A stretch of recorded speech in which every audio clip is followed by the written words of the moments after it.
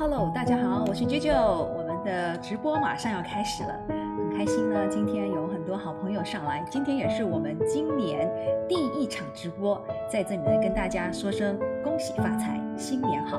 哇，现在已经有好多好朋友上来了，好，谢谢小课堂，谢谢我们的团队，谢谢陌上霜我们的团队已经上来了，欢迎大家把我们今天的访谈转发出去，让更多人可以跟我们现场与来自世界最顶级的 professor 一起交流。好，马上就来了，我们现在先跟大家一起来介绍一下我们这个 professor。大家现在看到的就是 Professor Chunk Eesley。好，等一下就是他马上就会跟我们做访谈。那在访谈之前呢，我想介绍一下他。那么我很想大家如果有什么问题的话呢，可以等一下呢发你们的问题在我们的直播间。那么我想介绍我们的嘉宾呢 Professor Chuck Eesley 呢，他是斯坦福大学管理科学与工程系教授，同时也是 W.M. 凯克基金会学者。他担任斯坦福大学科技创业项目 Stanford Technology Venture Program STVP 的学术主任，兼斯坦福人工智能安全中心的学术成员。那他的研究聚焦于人工智能创业和平台治理的交叉领域。最近他研究的方向呢，在探讨了 AI 机器学习算法如何影响数字平台上的机会获取以及创业的表现，以及这些平台如何在融资的过程中传播虚假的信息。那么Eesley 教授他更加广泛的研究兴趣在于制度与大学环境如何影响以工程为驱动的高成长型创业。他研究教育与政策如何更好的支持工程类学生与校友的经济与创业成果。近期的项目，他运用文本分析、MLP、机器学习、随机现场实验或者研究平台开发。例如，他与其他的斯坦福教授呢共同开发了一个叫做 Venture Lab 的项目，于是呢显现出了一个创业的教育平台 novoed.com。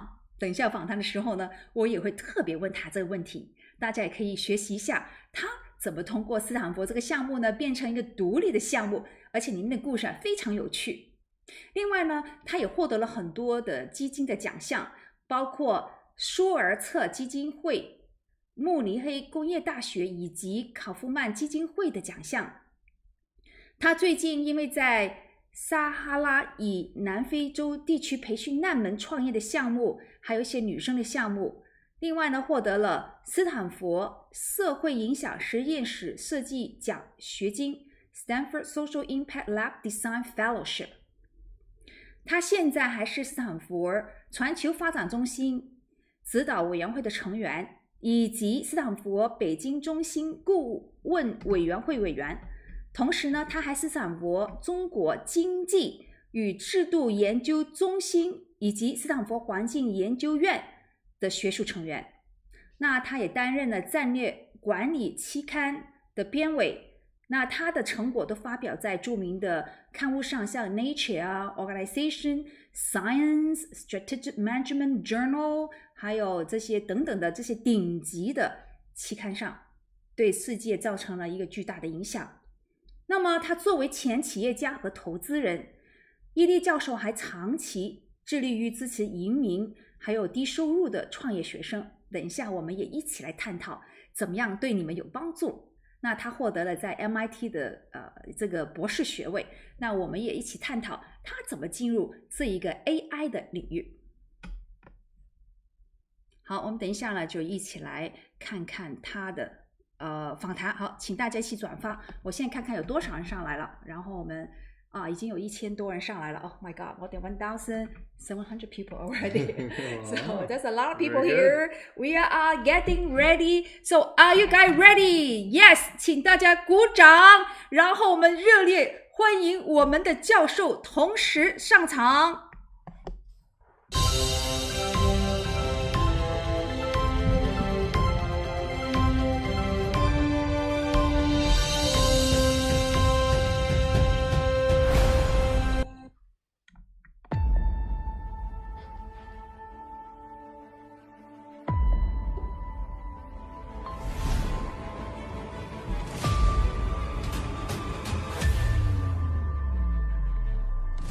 Philosophy will teach you to think.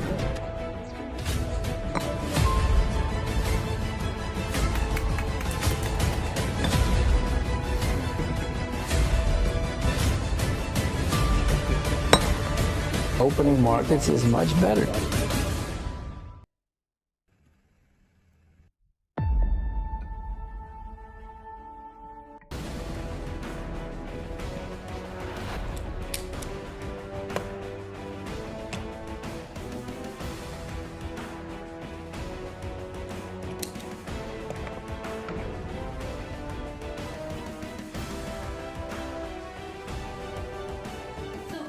When you have less fear, you become more successful without trying to be successful. So I think the people who want to be successful, they have to work on themselves first. To explore yourself is to explore The roots of masculinity are in China, in Buddhism, and in Taoism. And if you think differently from other people, probably will be successful. I thought I'm going to change that. And that's what you see on stage. The sparkle of joy. The detail is the most beautiful thing I have a dream in my head. And I want to make this dream come true.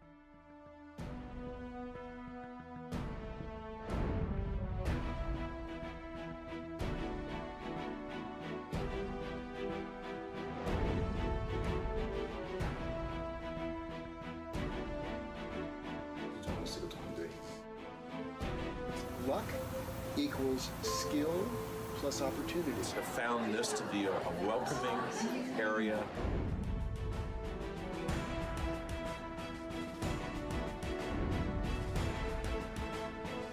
带去格莱美的礼物就是中国人的声音。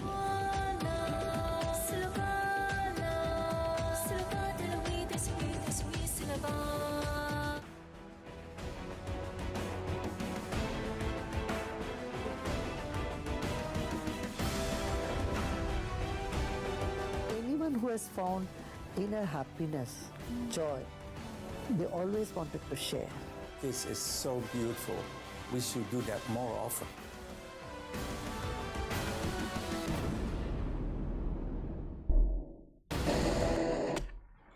Hello， 大家新年好，新年快乐，新年快乐，新年快乐。我很快乐，今天呢，我们请来了 Professor Eesley 呢来到我们现场，跟大家拜年哦。那我看到现在已经很多伙伴们上来了，好多千个朋友上来。So a lot of people are eager to talking to you. Great, I'm looking forward to it. Yeah, thank you to come to my studio in Jojo Garden to talk about AI. It's my pleasure. Yeah, so a lot of people are very curious about you because why you're in AI area, and also right now we are entering the most disruptive and most transformative era.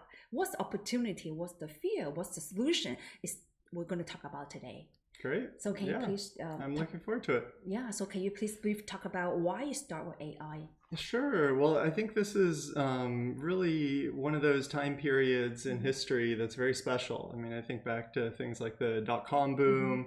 One of my colleagues said it's not every year when the wheel is invented or the printing press. So this is something that could be of that kind of magnitude. I think that's why so many people are excited and why so many people are getting into this area. So for me, I find AI to be fascinating, and the implications for society, the entrepreneurial opportunities, the potential for solving big problems out there. I mean, everything from protein folding to future energy sources.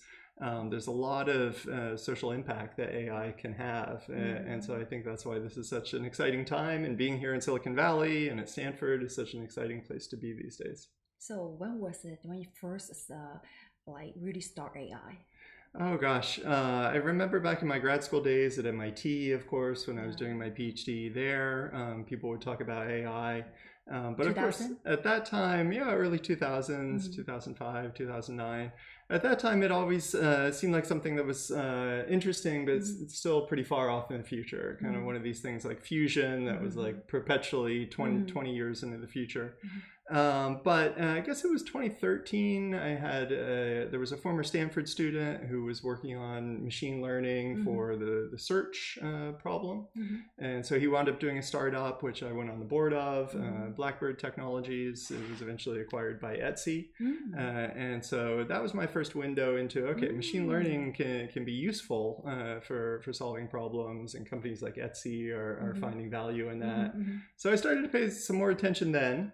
And then I guess I would say around the time of the pandemic, I started to see what was possible with image creation, and a lot of the potential issues that were going to pop up regarding misinformation, fake news, these kinds of problems.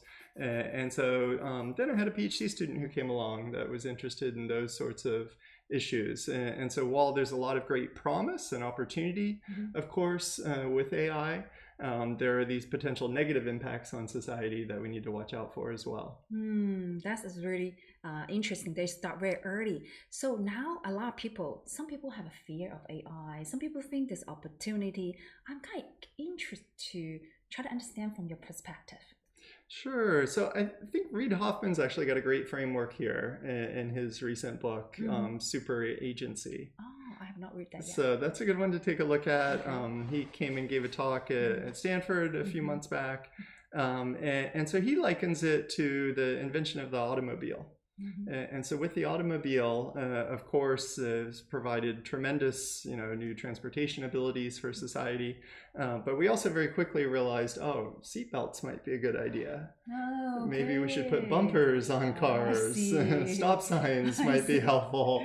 Because, of course, the car is not without negative impacts. There's car crashes, of course, as we all know. And so he has kind of these four different reactions, the bloomers, the gloomers, the doomers, and the zoomers.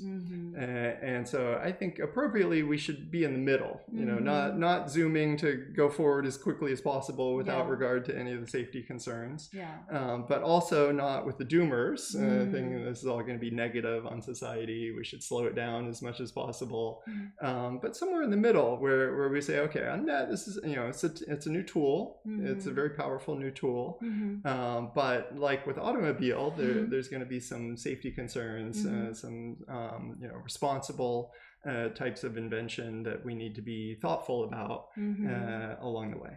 Yeah, but when we design car, we can control. But now, do you afraid that you're going to out of control? So the AI regulation is a very interesting area. So you're doing that too. Yeah, I'm involved with SAFE, with the AI Safety Center at Stanford. We're thinking a lot about governance. So there's governance happening at multiple levels right now. So companies themselves, I think, importantly recognize that people want responsibly developed AI, and so they're putting in place governance mechanisms at the private level, because as a firm, one of your most important assets is trust with the users. And so if users see this black box, if they're worried about negative impacts, then they're going to be more likely to go to a competitor. So there's private incentives on the part of the firms and entrepreneurs to think clearly about these ethical, responsible AI development issues. At the same time, with governments, they're also looking into this, thinking about this heavily. Europe, China, the US all have slightly different approaches. But it is challenging at a government level because there's also this economic competition that's happening across regions. And so nobody wants to put the brakes on their own AI while others zoom ahead. And so that makes it tricky. Yeah. But what is your proposal for that, to how to bring all this country to work together? You actually raised a very good question, because everybody, try to be competing at the same time, but how to work together? Yeah, well, historically, there's been a lot of cooperation, especially amongst academics at the academic level. One of my good friends, Yambo Wong, is at Hong Kong University.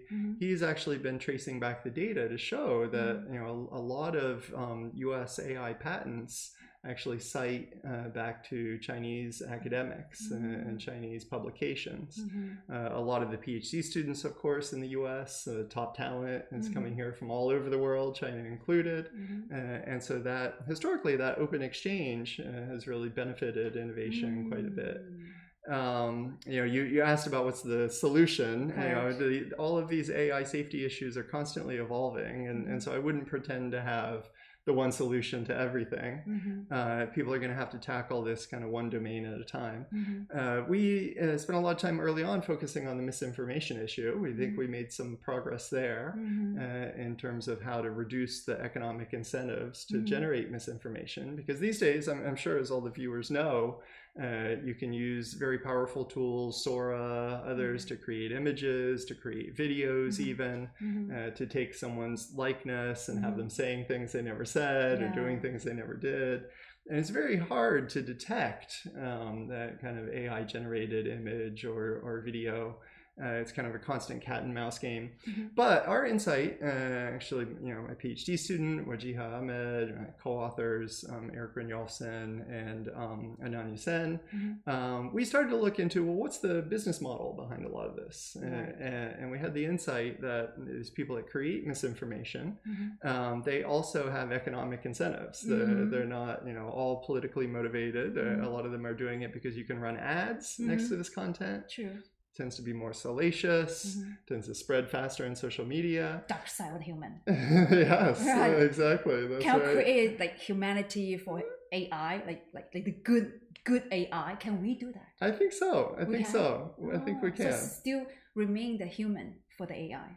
Yeah, I mean, this is the whole motivation behind Stanford's HAI Center, co-directed by Fei-Fei Li, human-centered AI. So I do think this is possible. I mean, just like we've been able to continue to innovate in automobiles, make them more environmentally friendly, and they've become much safer over the years. I think the same thing's going to happen with AI technologies as well. At least I hope so. I'm an optimist while still trying to have eyes wide open to what the problems are. Are you optimistic or pessimistic? I'm fundamentally an optimistic person, but academics are by nature somewhat skeptical, and we have to be critical thinkers. Yeah, what if? And so I think there's got to be segments of society that are worrying about the what ifs, that are trying to think ahead a little bit to our job's going to be destroyed as a result of this. Is there some way to get ahead of that and do worker retraining or more education? Because I think a lot of jobs and a lot of new industries will be created as a result of AI as well. True. Now we're going to talk about for the next section, but now I still want to go back to here. When things go wrong, who's responsible? Do you want to take us back to the dark side again? Yes, because this is very important to have this topic. We can always sugar about the topic, how great, how wonderful. We can talk about that, but now this is a serious problem here that maybe we can really out of control. Maybe they can replace us, right? Maybe become a new species. Right? You're afraid, right? You're afraid? So the new species I'm not too afraid about. I'm more worried about things that are, I feel like, closer in time. AGI, of course, science fiction has always inspired engineers and entrepreneurs in Silicon Valley and around the world. And I think that's an important source of inspiration for working on new technologies. But at least to me, AGI is still many years in the future. Oh, still many years? Not happening right now? People think it's happening right now. People think it's happening right now, but in the moment. I suspect this is going to be a harder problem to crack than people think. 5 years then? Probably more than 5 years is my guess. I know there's a lot of hype. I know there's a lot of excitement. I'm going to disappoint everyone by telling them that AGI is more than 5 years away. If you look at the estimates out there, they're all over the map. I know Sam Altman and others think it's going to happen in the next 2 years or something like that. But I think this is going to be a much more, if you talk to computer science faculty and folks that are a little bit more sober-minded about these things, that don't have anything they're trying to sell in the market, they often acknowledge that these problems are much harder than people realize. Really? Because right now the AI can generate just within 2 hours. Maybe even faster than us think. There's a lot of things AI can do, but it still gets a lot of things wrong. I mean, ask AI to solve a statistics problem or even a math problem these days, or ask it to, So there was a great study recently, actually, on coding. Programming. Of course, this is one of the applications is probably nearest in term. People are already switching over to vibe coding, doing a lot of software development using AI tools. But there was a careful study that was done with open source developers. If people want to look it up, this is the METR study. And so they gave people a set of coding challenges. They recorded how long it took them to solve those coding challenges. And then they randomized who could use AI and who couldn't use AI. And then they asked people, okay, how much more efficient do you think you were using AI? And people on average reported that they solved the problems in about 20% less time. But the reality was that using AI, they actually took them 20% more time. So it's counterintuitive, but if you look at all the time it takes to set up the coding environment, give it some context, fix the bugs, go and figure out what kind of architecture it actually did, and get it actually working properly.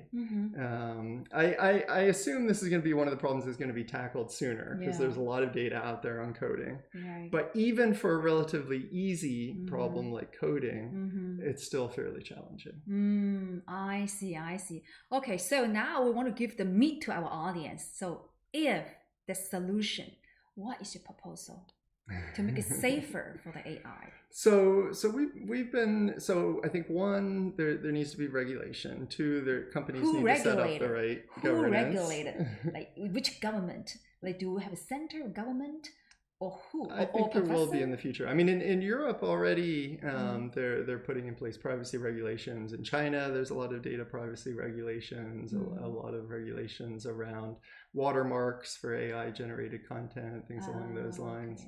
So whether, which specific government agency, someone in government can figure out where this should sit exactly. But, back, you can look in the early days of the internet, the FCC was regulating a lot of the early internet technologies.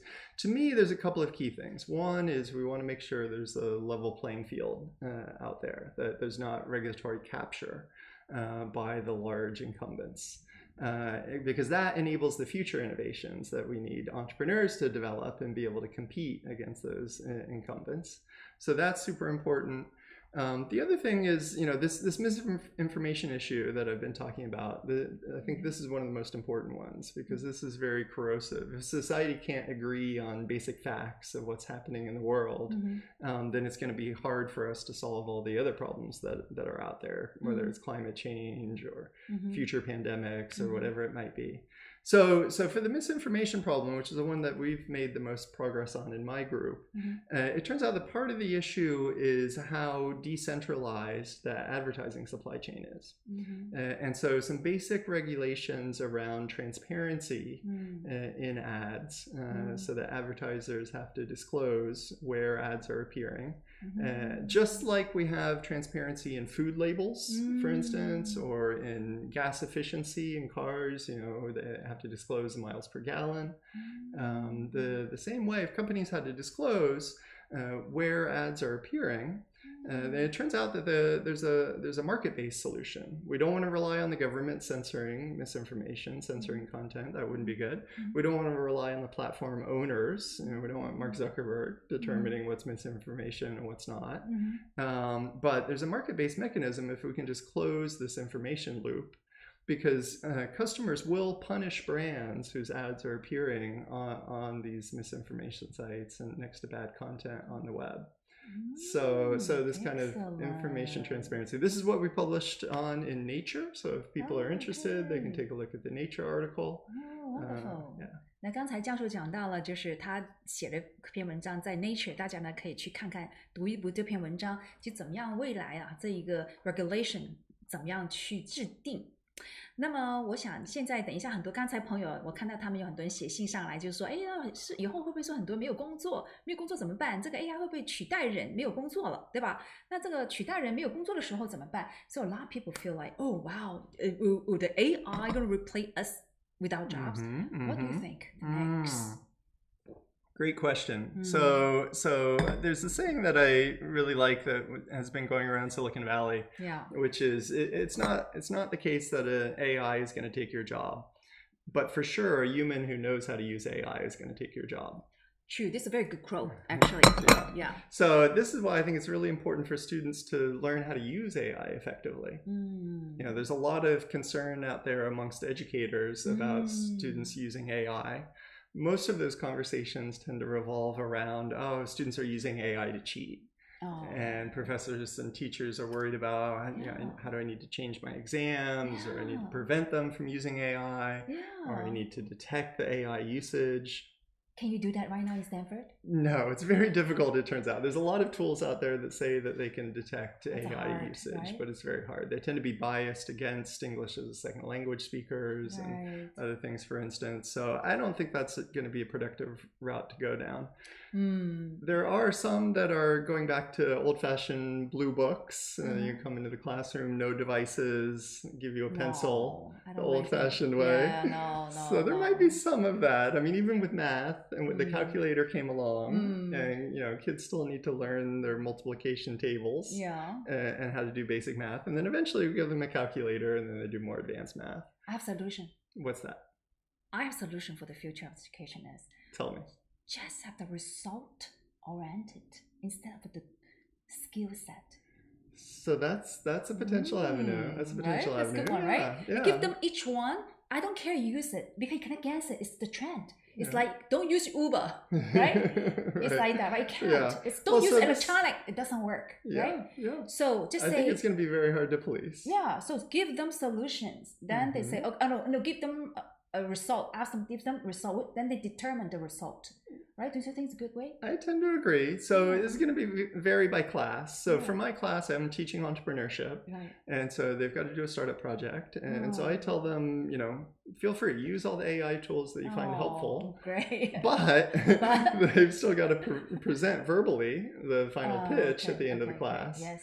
And so the VCs are going to ask them tough questions. Yes. And if they've just outsourced all the thinking to AI, they're not going to be able to answer those tough questions from the investors. I have a second suggestion. Okay. Like when you present, you will give them point if they tell you how they use the word, how they come up with that solution. Because sometimes when you ask question, what kind of question you're gonna ask? So you determine on their question, because everybody's gonna use anyways.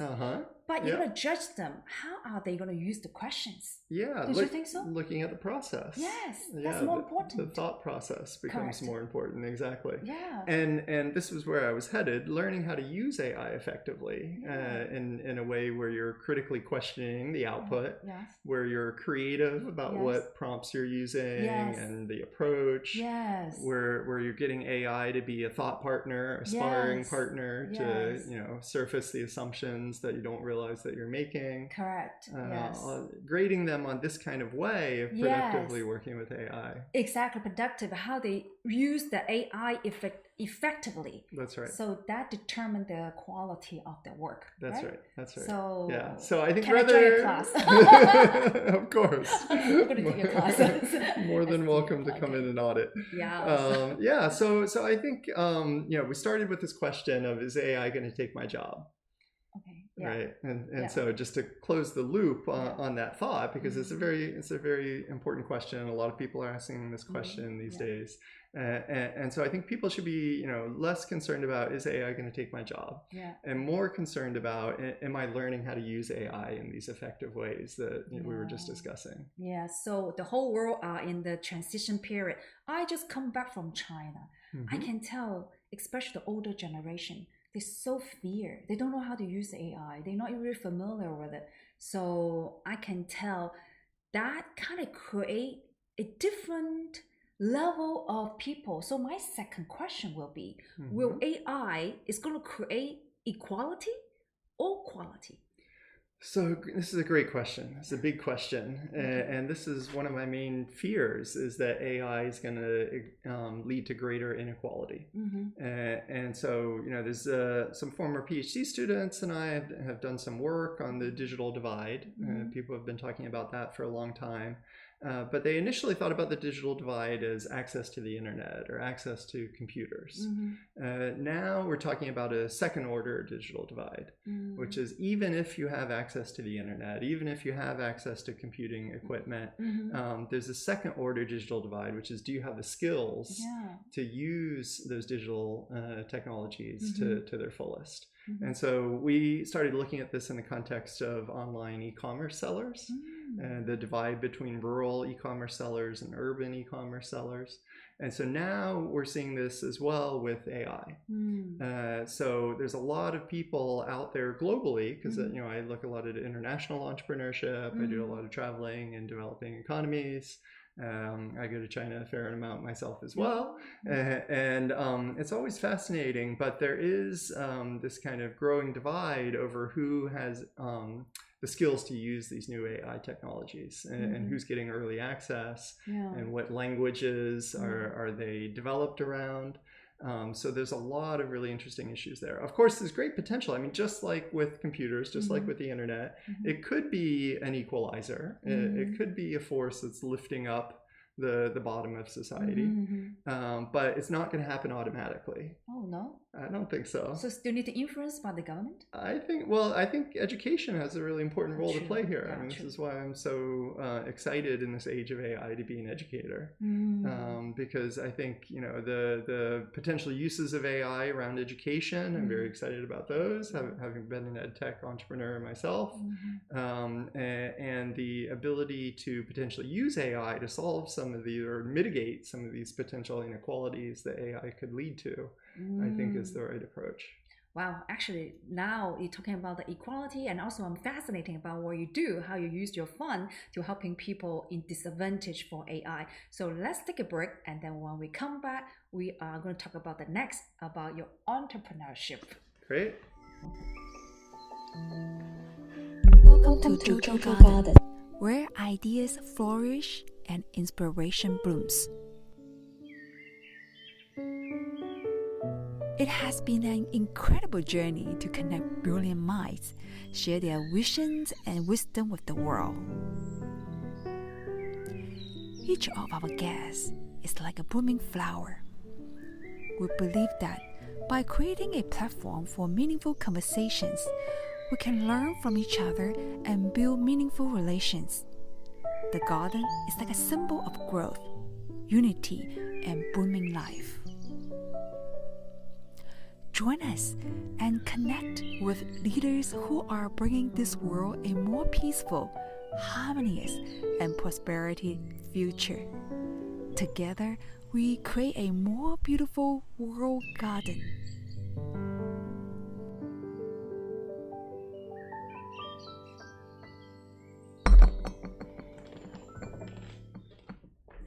好，又回到了我们现场，继续聊刚才这么好玩的一个话题。今天我在聊天的时候，我自己也得到了很多 inspiration， 所以我希望现在正在看我们节目的朋友呢，也是可以得到很多 inspiration。那刚才我们讲到了，就是说，如果就是大家是不是很害怕你的工作被 AI 取代了？然后老师说，不用担心你的工作被 AI 取代，要担心你有没有好好学习 AI。那被取代的就是那些没有学习 AI 的人，对吧？And I hope that in the future, the university or government or nonprofit organization, they be able to create some nonprofit to help really people study AI. That would really help the equality. Yeah, we're actually doing something along those lines. Yeah, tell me about what you're doing now. Sure, yeah. So, my wife and I both feel like we've been very fortunate. We come from families that really emphasized and valued education. And so we were able to get good educations ourselves and come up from, not super privileged backgrounds to now, of course, be in Silicon Valley and Stanford and have a lot of entrepreneurial opportunities over the years. So we've decided, inspired by other philanthropists before us, that, it's time for us to start giving back more to society. And so we, during the pandemic, actually back in 2020, 2021, we decided to start our family foundation, the Joe and Eesley Family Foundation. And so we do a couple of things. One, we do some volunteer teaching. So we've been working with an orphanage in Tanzania. We did some volunteer teaching last year in Malaysia, in Vietnam. We like to work with disadvantaged communities, try to inspire more more women and people from backgrounds where they might not otherwise think about getting into STEM careers and engineering to open their eyes and give these things a try and get into entrepreneurship, of course, and computer science, learn these new AI tools. So that's one side. That's the education side, taking some of what we've been fortunate to be able to learn here at Stanford and Silicon Valley and bring that to rural regions and these communities that, like I was saying, might otherwise be disconnected from the emerging opportunities around AI and the digital economy. And then the second half of what we do is investing. So using some of our capital to angel invest in early stage entrepreneurs, and especially those that are addressing UN Sustainable Development Goals. So whether that's inequality, poverty alleviation, climate change, public health, we've been investing and helping the entrepreneurs that we invest in to solve these important global problems. This is very noble what you're doing. Thank you. There's plenty of work to be done. So if there's potential partners out there that want to do something together, we'd be more than happy to chat. Yeah， 如果大家呢需要跟我们的 Professor Chat 呢做这些 non-profit 的话，可以跟我联系 JoJo Garden Living。那你跟我们联系的时候呢，我们可以一起来共创这个更加美好的社会。那他现在做的事情里面呢，就是跟他的太太一起在不同的国家、不同的地区，帮助那些比较贫穷的人学习 AI， 还有就是让更多人能够接触到 AI。所以大家如果你们想学习 AI， 或者觉得我没有钱我怎么办，没有担心，因为现在有像这样子的 non-profit 一起来帮助大家来学习。那现在我有个问题呢，很想问一下 Professor。If now you go back to your 20, what are you going to build? Oh gosh. So I was asked this question recently. What would I go back and major in at this time? And I would definitely want to get more computer science skills and be able to hardware, software. Who knows? I think there's a lot of opportunities on both sides, but probably on the software side. I had a lot of fun when we were developing novoed.com. So this was the online education platform a few years back. And so now with all of these AI tools, like we were talking about earlier, it's even easier and faster to make new software. And so probably on the software side, given the speed. I see. I noticed something about you. I feel like everything you touch become a goal. Right? You study, you get the PhD best, and now you're working on the entrepreneur, even professor, you become one of the best professor. Now doing the novoed.com, and I just heard that you have a 200,000 student and just sold it. I don't know if you want to talk about how much million, a lot of million. And what is that you have that other people don't have? What makes you successful? I'm kind of curious. Oh gosh, it's easy to just play the highlight reel and neglect all the things that didn't work along the way. So that's the first thing I want to emphasize. I think maybe the only thing special is that I've been willing to take risks. Brave. And so I've changed my career trajectory a couple of times. I was initially going more towards biology and neuroscience. And then in my undergraduate years, I had the opportunity to work on the first startup project that I worked on, Sundance Genetics, when I was at Duke as an undergrad. And so that was the first experience that kind of opened my eyes to the world of entrepreneurship. But any successful person has many failures along the way. I mean, Michael Jordan, the famous basketball star, of course, talked about all the shots that he missed over the years. But if you don't try, you miss 100% of the shots that you don't take. And so I remember, when we were starting NovoEd, it felt very risky also at the time. I wasn't sure if it was the right thing.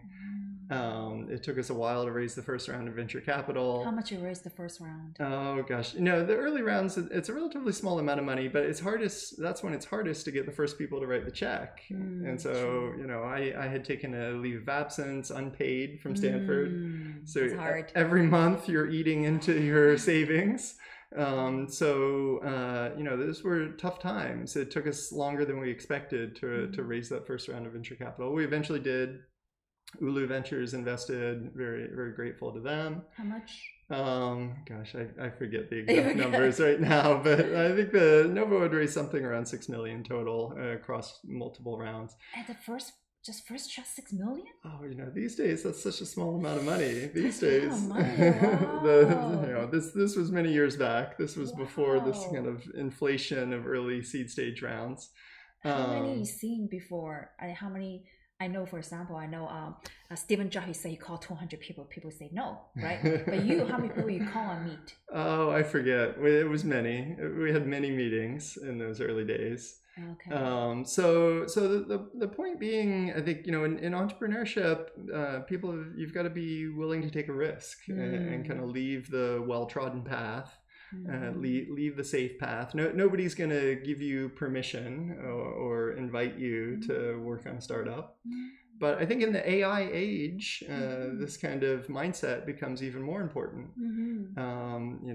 If there's going to be fewer early stage software jobs because of AI, I think that's going to lead a lot more people to create their own companies. Oh yes. And so one-man band. yeah. There's all this talk about one-person companies these days. That's not the way I recommend people to do it. It is important to have a co-founder. Okay. The chances of success are much higher. But how many co-founders? 3, 2, 1. I mean, how many should we have? So the data show, we do a lot of statistical analysis of who succeeds in entrepreneurship, and the data show that larger founding teams tend to have a better likelihood of success. So two-person teams tend to do better than one-person teams. 3-person teams have better odds of success than 2-person teams, all the way up to 4 or 5.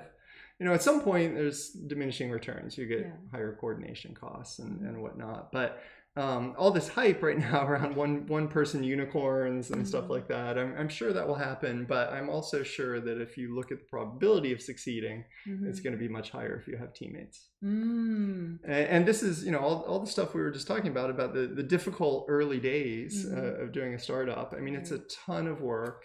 Yes. It's a roller coaster of ups and downs. Things are going to go wrong, things are going to go right, and having someone to go through that journey with, I mean, that's really part of the fun. I wouldn't really want to do it alone. But how do you find a partner? It's hard. It's hard, yeah. So what's your suggestion you to how to find a partner? Look for somebody with complementary skills.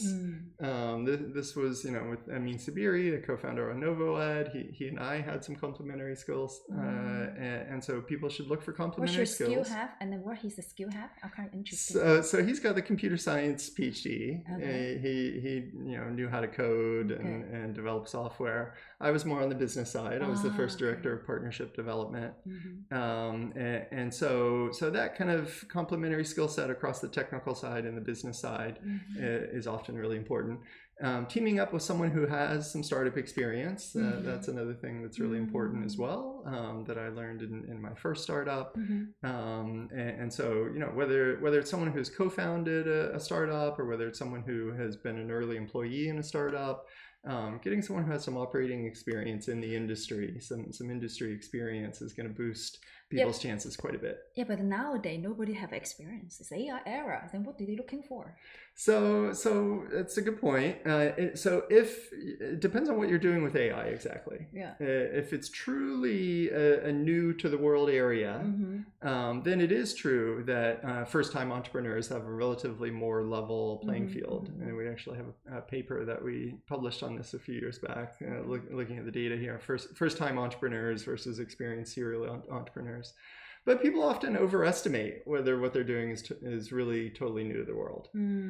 So, self-driving cars, of course, are totally new to the world, but cars are not totally new to the world. There's an existing automobile industry, and it turns out that knowing something about that might be important. So people should think critically about that. And if you've got very novel technology, then that is a window of opportunity for first-time entrepreneurs.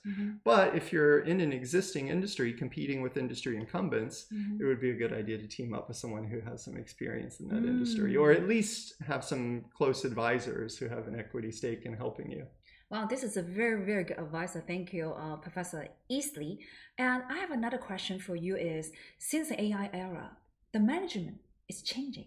The partnership is changing. Yeah. Are you what do you change the most? I want to ask the question, and also want to ask you, do you think the management level more like decentralization or more self-driven entrepreneurship? What changed? How to change? Yeah, good question. So I think there's a couple of observations here. One is that the ability to think critically and to be creative becomes even more important than ever. So one of the quotes that I saw recently that caught my eye on LinkedIn was, with AI, it's never been so easy to run so fast in the wrong direction. And so people have to be careful about that, because just because you can develop things quickly doesn't mean that's the thing that you should develop. So we teach a lot in STVP and at Stanford about the lean startup, the customer development model, using these AI tools to develop prototypes and to get them in front of potential customers, people who are going to potentially pay money for this solution, get their feedback, get them to help you design the thing from the beginning, is going to vastly increase the chances of success and decrease the chances of failure. And so now for business people, there used to always be this question I would often get from people who are more on the business side, how do I find a technical co-founder? Right. And so now these things are coming closer together. The people with a non-technical background with AI tools can create that first prototype. And so, the onus is on them to get some customer feedback, get some early data, some customer interviews, some evidence that this is actually solving a problem in the real world that people are willing to pay for. And so, the folks on the technical side, if they're good, they're going to have lots of opportunities in front of them. They're going to have their own startup ideas. They're going to have other entrepreneurs trying to recruit them. So why are they going to choose to work with you? You've got to show them that you've really got something that's more promising in the market than others. The value. Yeah, the value. And so I think that's what business people can be good at, and with AI tools can increasingly create those early prototypes to put them in front of potential users and validate that there's really a market for this thing. Because now with AI, everyone's excited about the technology. Of course, I'm excited about the technology too. But you see a lot of startups out there that are technology searching for a problem. Yeah. So just a couple of days ago, I read an article, I think I probably read that about from Wall Street Journal, that a lot of company actually, like SaaS, like those companies do very well. And so maybe a lot of CTO, or they may be out of job. And some people also said AI is a mirror. They mirror you. Or you think, no, it's not mirror. It's something new, something they can create. It's all about the prompt that you ask the question. There's some people say, no. It's the mirror. It's about you. So it's all about the digging out of it to try to please you. Right. That's a great way to put it. Yeah. So what do you think? Are they pleasing you, or are they really something different, or trying to? Yeah, so there's a lot of data out there about the increasing capabilities of AI, and that's making everyone exciting. But I saw a very interesting graph the other day where people were looking at when you ask AI questions. People have probably observed this phenomenon. When you ask AI questions with slightly different prompts, or you ask one question to one model, you ask another question to a different model, you'll get different answers, especially if it's a complicated question. Correct. And so you can start to see how the AI is coded to be a little bit sycophantic, to be telling you what it thinks it wants you to hear, to be picking up on signals from the previous conversations, the previous questions. And so that's what's leading to getting different answers, different places, and then people aren't quite sure which one to follow. Correct. So that's where I think your point is really on target, that people need to be able to exercise that kind of critical thinking to have good judgment about, okay, when is AI leading me in a direction that's not actually promising just because I've asked it a lot of questions along those lines, and when is it actually giving me some useful information? And so cross-checking across models, thinking critically, iterating back and forth between asking some human experts and asking AI. This again gets back to this kind of AI inequality issue. People that are thinking critically, that are being creative in their work, that are cross-checking, all of these things we've just been discussing about are going to get much better outcomes from using AI than people that are just using it in a naive way. So at the end of the day, still our human to make a judge. So don't lose your judgment. Right. That is the key. Yeah, judgment becomes even more important. Very, very good. Okay, let's take a break and then when we come back, we're going to talk about investment and also talk about next 10 years. What is opportunity out there? So let's come back later.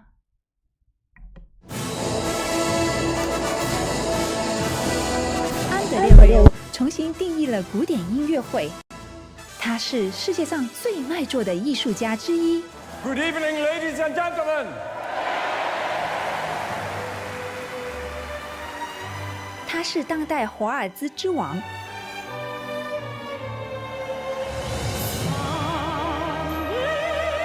他的音乐会像电影大片一样，在世界各地接连打破票房纪录。他的唱片销售累积超过4000万，世界各地的粉丝都为他的华尔兹音乐疯狂。音乐剧中的歌曲选段，以及耳熟能详的古典金曲。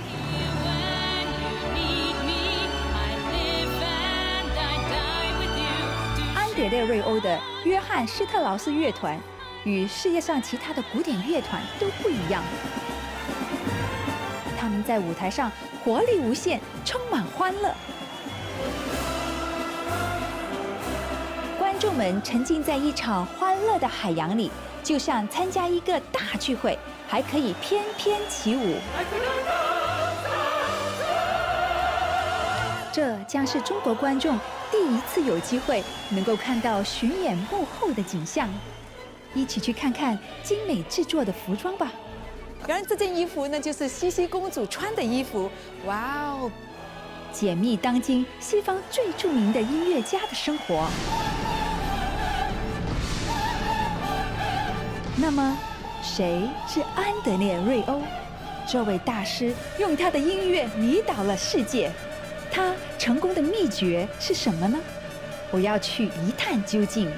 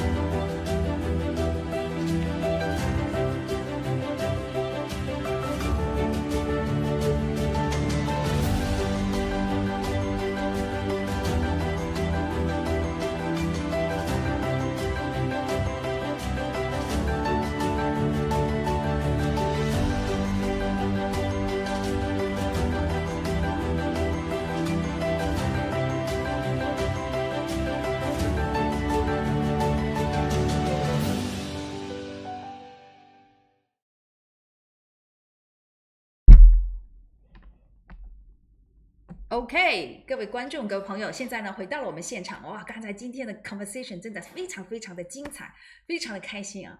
然后看一下，我们现在回到现场没有？哦，回到现场了吗 ？OK， 回到了现场。那么现在呢，我们继续要谈谈就是经济，谈谈投资，谈谈未来10年这个 AI opportunity 在哪里。所以我问一下 Professor，So what's the next 10-year opportunity in AI? There's going to be so many opportunities in AI. What I would encourage people to look into, I mean, so there's been a lot of competition around the foundational models. That competition is obviously going to be, these really big, well-funded players. The next wave of competition, people are going to on-device, to edge computing, IoT stuff. I see a lot of opportunities there. One of my former students, the founders of Nexa AI have been tackling that, the AI that can be on your mobile phone, on device, doesn't have to go up to the cloud. There's not a lot of latency waiting for an answer. That's still an area where it's kind of an unsolved problem. Efficiency, energy efficiency also. I think that's going to continue to be an interesting area. And then the broader picture, there's going to be a lot of specialized AI applications. So domain expertise, I think if there's young people out there listening, certainly majoring in computer science is going to continue to be important, but learning AI plus something else. So a lot of the startups that I see, I had these folks in from Climate AI, one of our former Stanford students, an alum. He was looking to recruit, early AI experts into a startup. He came into my class last year and told the class, but he didn't need someone who just knew about AI. He needed someone who knew AI plus climate models. And so this traditional skill. Yeah, some traditional skills. So this combination of some domain expertise plus AI is really powerful. Yeah, then I'm curious to ask, what are you going to invest? You have your own foundation, right? What are you going to invest? So through the foundation, as I mentioned, we focus a lot on social impact. So, we have different pools of investment funds for different purposes. Through the foundation, we really want to see entrepreneurs that are ambitious in tackling important societal problems. So let me give you a couple of examples. So my dad had diabetes. Oh, sorry to hear that. So I mean, a lot of people out there, it's an increasing issue. And so diabetics, they tend to have neuropathy, the nerves start to break down, they get these foot ulcers. So one of the early investments that I made was the startup that came out of Stanford from the biodesign program, Empo Health. So they're developing a foot scanner, which has some machine vision technology to scan the feet, detect if there's a foot ulcer developing, send that information back to the hospital, to the nursing team, the care team. And so this is already just in the clinical trials, saved many people from amputations, from all these kind of terrible outcomes. So that's one example related to healthcare. It's an intersection of AI and healthcare. It's tricky, but it's also really promising, really important. There's a lot of people using AI for drug development, for making hospital operations more efficient. I talked to a student the other day who's working on procurement systems for buying all the medicines and drugs that hospitals need. So lots of opportunities there. Climate, so that's another area. With climate change, we're going to need a massive amount of investment into new green technologies. So we're making some investments there. What else? Brain-computer interfaces, that's a whole other area. Elon Musk has Neuralink. There's a bunch of other startups out there. So we invested in one of those. So through the foundation, we tend to look for, underrepresented, underprivileged entrepreneurs from those kinds of backgrounds. They tend to know how to navigate through challenging circumstances. They're resilient. They know how to overcome hardship. And it's important to have people from these segments of society to become entrepreneurs, and targeting these UN Sustainable Development Goal types of projects. I invest in a bunch of other stuff as well. If it's more kind of profit driven, then I do that through either one of the VC funds that I'm an advisor to, or out of our own capital. So when you're looking for investment, looking for the founder, what is most important qualification they're looking for them? So having a strong team is really important. Still, yeah. How to work well with the team also very important. Yeah, exactly. Right. Are they coachable? Do they have relevant experience? I'm very lucky, of course, being at Stanford. I get to have a lot of students in the classroom, and so I can see them over an extended period of time. This is kind of the advantage that the accelerator programs have as well. So when Zach and Alex came to me with the Nexa idea, it was very easy to say yes and write the check because I had worked with Zach as a research assistant. I knew how hard he worked. I knew I could give him super hard problems. He would turn around, stay up half the night working on it, turn it around super fast, and be ready for the next challenge. And so, it's no secret that entrepreneurship is a lot of hard work. And it requires I could also see that Zach and Alex were a team where they really enjoyed working together. And so that's, really important to see that kind of team dynamic. That's very important, teamwork. But what about educator? As an educator, what's important for educator the next decade? Yeah, so, I encourage all of the students that come to see me to eat their spinach, basically. Taking more technical coursework, taking more the foundations. I mean, it shouldn't come as a surprise. I'm an engineering school professor. So I think, all fields are becoming more technical. So even my students that want to get into marketing, marketing is basically becoming a data science problem. So as a student, they need to have more foundation. But what about teacher? What about those professors? Because nobody really have AI. A lot of people, you're very fortunate of AI, but maybe 90% of them doesn't have an AI education, right? So what is the mentality need to be changed in education? Yeah, well, so, I have a lot of sympathy for the educators out there, especially the K through 12 level. I mean, I have the ideal teaching setup at Stanford. There's a lot of resources. The students are really self-motivated. But, the K through 12 teachers out there, I mean, my mom was an elementary school teacher. There's a lot of pressures on their time. And so, I'm very sympathetic to that. But at the same time, it's good to start experimenting with the technology. There's an application here in the US, Magic School. We've been working with an amazing teacher, middle school teacher in Hawaii, David Kavika. He's been doing incredible things with his class in AI. He's been very willing to experiment and not just teaching them the dry technology, but actually making it culturally appropriate. So he teaches one of the small islands in Hawaii. So he brings in some of those cultural aspects that the Hawaiian kids are, exposed to at home. Have fun. And then it has fun. Has them use AI to develop games, to, do all kinds, create movies, do all kinds of fun things. So project-based learning, we were talking before about, results, kind of outcome-oriented education. So, getting students excited about technology and showing them that, you can do fun things in the world, you can have a meaningful impact, then makes them more resilient to completing the difficult math problems and problem sets and, all of that hard work. But they don't want to do that unless they can see why it's helpful to actually invest in developing those skills. I got my answer. Okay. You know what's the answer I found from you? What? Resilient.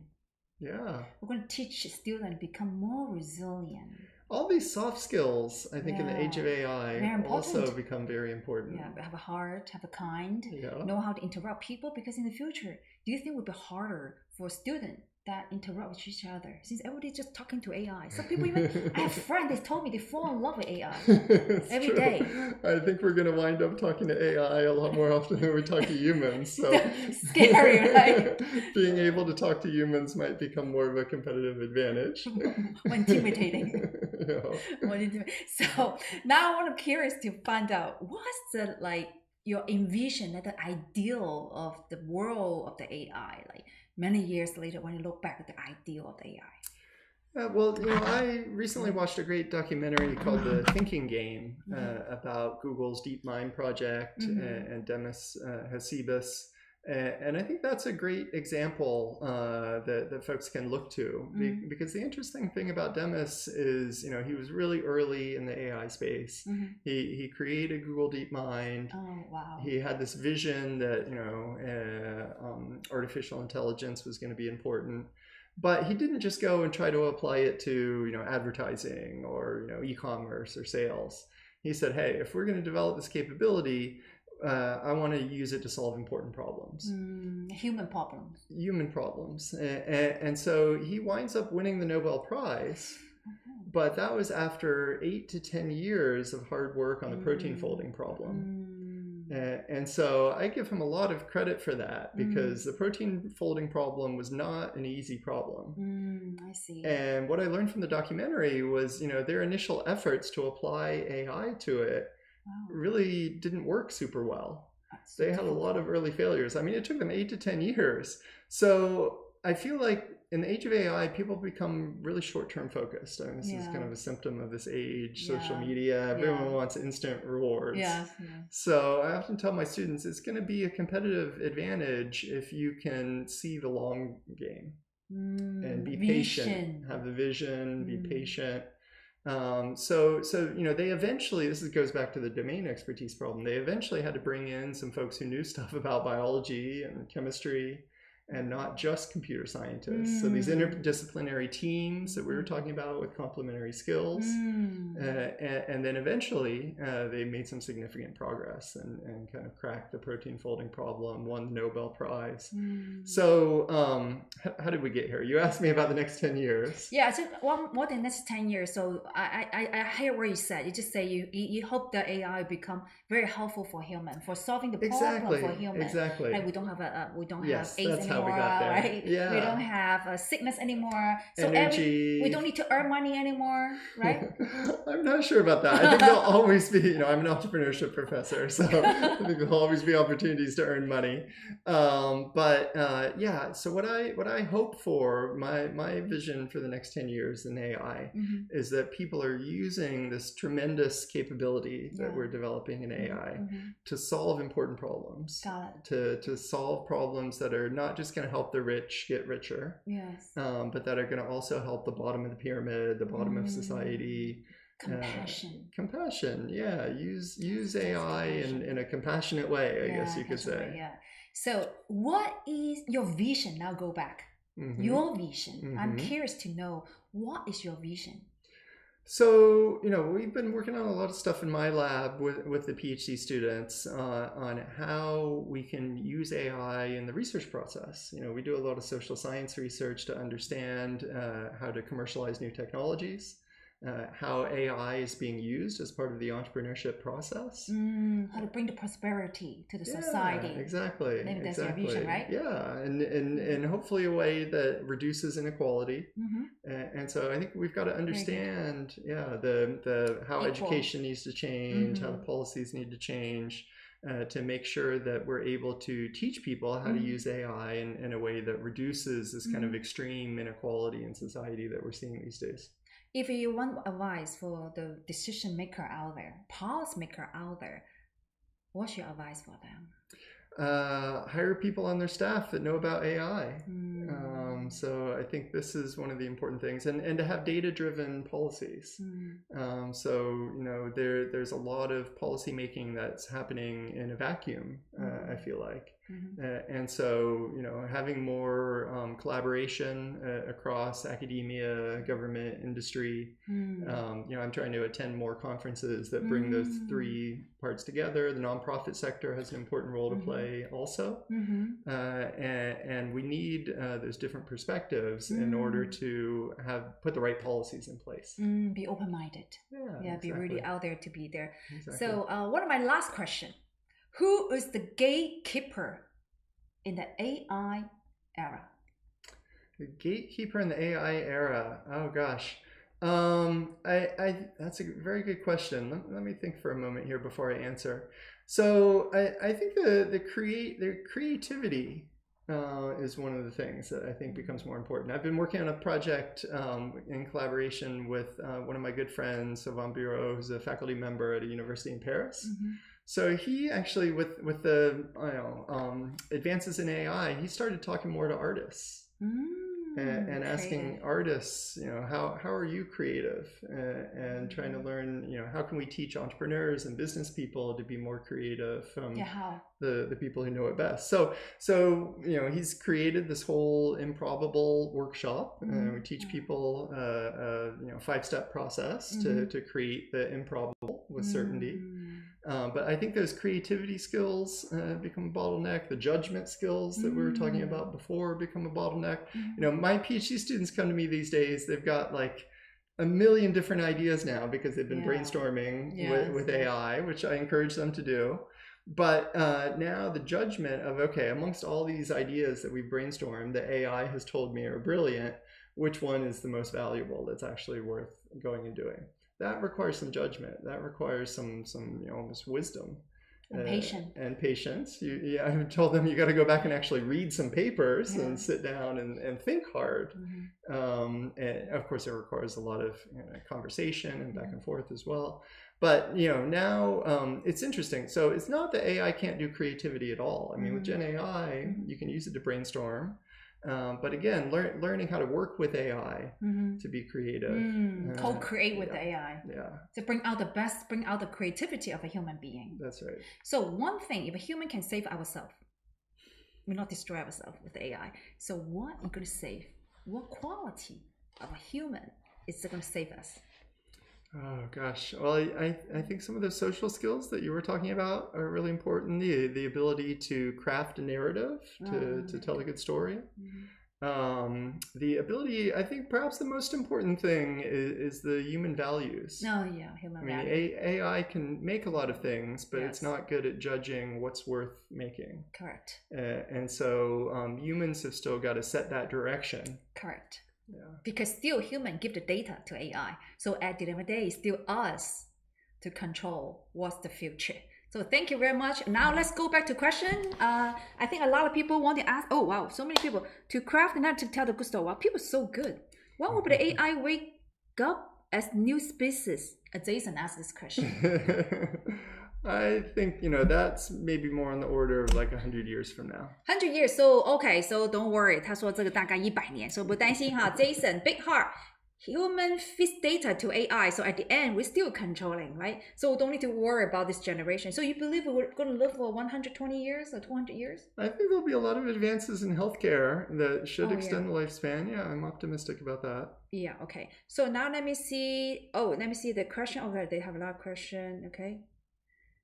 Okay, so people, so you have a question. 现在是答案的时候，大家什么问题写出来啊？OK， 细分 OK， 所以这个，现在大家有什么问题？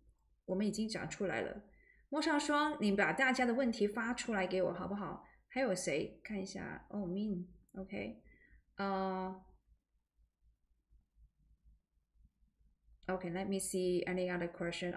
我们看一下，我们回到现场看好了。So 大家还有什么问题 ？Okay, let me see other question. Wishing you great year and full success and good health. Thank you, Professor. Wonderful. Thank you for your wisdom and guidance. New Year of the to horse. Be creative, big data. Yes. Read some paper down and think. Yes, very good. Require some judgment. Yes. At the end of the day, still us judge.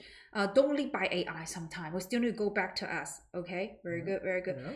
然后呢，现在呢，我们快有3000人了，非常感谢大家的点赞。So we have 62,000 people hit like. Thank you so much. Appreciate it. And so if I want to give you one question to audience today, yeah, what is your question for them? My question for them is, what important problem in society are you going to use AI to solve?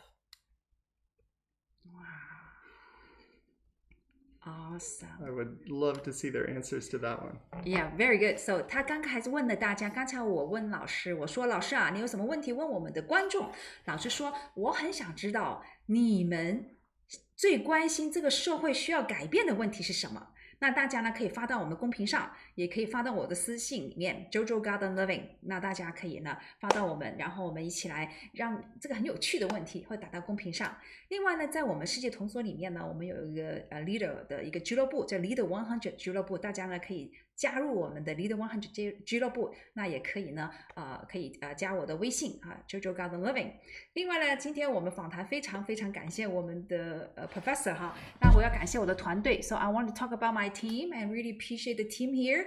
Well, we have 15 people for this show and we have a lot of people from China. So 非常感谢我们今天参与我们节目的朋友们和我们的观众。Oh, so I have a question here. 水果沙拉问 If someone doesn't know how to use AI, then what? Then they out, right?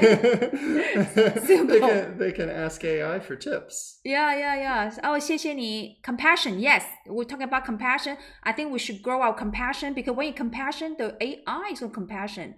Oh, okay. So Xu Xiaoping asked in AI era, how do we train and cultivate grow our kids? What kind of a qualification should we grow them?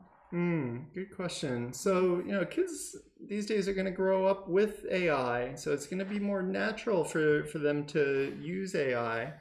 I think it's really important to, as we've been talking about, cultivate their ability to think critically, to question things, to validate the information that they're getting from AI, to be creative, to have that kind of pick some domain. So AI basically gives you a lot of solution possibilities.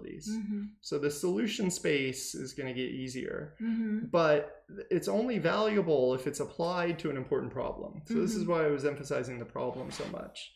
So getting kids to see that they can use AI to solve problems. And this is the entrepreneurship mindset. The entrepreneurship mindset fundamentally is about solving problems in society. There's plenty of problems out there for the next generation. Yes. But students going through education, they get a lot of solution information, and AI gives them a lot of solution information. But you've got to apply those technical capabilities to solve some problem. Yes. And so understanding how to identify a problem that's worth solving, how to assemble it's going to be teams of humans and agents. We didn't talk that much about agentic AI, but of course that's the next wave. So how to assemble the right set of skills on the team to solve this problem, the judgment about, what's a problem they find personally passionate to solve, and then to stay focused on the long term, because, difficult problems, if they were quick and easy to solve, they would have been solved a long time ago. I think these are some of the things that are going to remain fundamental. So you're thinking that to cultivating how to solve problem. Yeah. Okay, very good. I have one suggestion to my audience today. Sure. So I think it's important to cultivate the children have a love heart. Exactly. And also know how to have fun. Because when you have love heart and have fun, the society have less problem. So well said. We all just have fun, right? That's right. It's not really problem anymore. Everything just fun. So the society become much better. Yeah, and fun also leads to that kind of creativity. Yes, creativity, have fun. So we are not focusing to attack each other. We're focusing on give love to each other. So I will use AI to give love, just like today. We use this technology here to talk to professor. So very, very thank you. Oh, I also have another professor here. I saw Professor Zhang. I think Professor Zhang is here. He said, what career that AI cannot replace? Oh, very good question. 谢谢伟明. I think it's going to be very difficult to predict about specific careers. I mean, AI is going to create a lot of jobs. It's going to create careers that we can't even imagine right now. I mean, I think back to my grandparents' generation, or even just my parents' generation. They would never have been able to predict that people would be creating podcasts or creating podcasts with AI. Correct. So I think even more so for us, the next generation is going to have jobs that we would never even dream up at the moment. So I think those kinds of predictions are going to be very difficult. I mean, I remember 5 years ago, Kai-Fu Lee wrote a book. Yeah. There were a lot of frameworks out there for what kind of jobs AI was going to have a hard time replacing. Yeah. I think all those things are out of date by now. Yeah. So, yes, yeah. So I don't want to make that same mistake. I think the better bet is open-minded. Stay open-minded, have some, domain expertise, AI plus something, think about it from a problem-solving perspective. I think that's the better way to reframe the problem. Yeah, this ability to reframe the problem. This is a whole other thing that both humans tend to be good at. It's good to work with AI to think about problems in new ways. That's also important, I think. I remember my professor, like Robert Mundell. He said that he never feel like he's working. He just have a fun. So maybe this is a fun never need to be replaced. Yeah. Right. Yeah. So if you think about fun's job, that is never being replaced. Yeah. I mean, it might be that we all wind up becoming artists. Yeah, true. Everybody bring out the best of them. You'd rather have a song, I think, that was created by a person that had some true emotion. Yeah. I'm curious. What's your art say? What do you like to create? One thing about art? Oh gosh, there's so many forms of art. I like music especially. Okay, so I think music is very powerful. But yeah, all forms of art are incredible. This is also why I love to visit art museums. There's a lot of art galleries around the campus. The Stanford family in creating the university, they put a lot of emphasis on the importance of the arts for creativity. So I think that's one of the special things. The magic of Stanford and Silicon Valley is not just engineering. It's not just business. It's that people are inspired by art. Yeah, arts. Yeah, maybe this art's never been replaced. Yeah, maybe this is a good question, right? Yeah. So art will never be replaced. So just stay with art. Get your art side up. Very productive conversation. Thank you. Oh, my dad's here too. Oh, my father's here. See? Even my father know how to use AI and. Very good. 谢谢你。我好开心，我爸爸上来。很好。我爸爸 he's 83 years old. Wow. Using AI. Incredible. That's amazing. Wow, so amazing. Yeah, so thank you. Keep you young at heart. Yeah, thank you heart. 谢谢大家，谢谢我的好朋友们。今天我很多好朋友上来我的访谈，谢谢在中国的朋友，谢谢在哥大的同学，还有谢谢我的亲朋好友都上来了，非常感谢你们。今天我们这个话题让我们都学习了很多，而且最重要的就是我们在这个过程中不断的成为更好的我们，而且成为我们更好的时候呢，也会成为更好的 AI。So thank you so much for giving inspiration, and thank you our friends. And also I want to say our 就是 JoJo Garden 世界同桌呢，我们的愿景就是能够做最好的教育，所以呢，这是我在做世界同桌的这个初衷让更多人能够向最好的老师学习。那还没有关注我们的人呢，记得关注了。好，非常感谢大家。那希望我们下个星期的同样时间再见。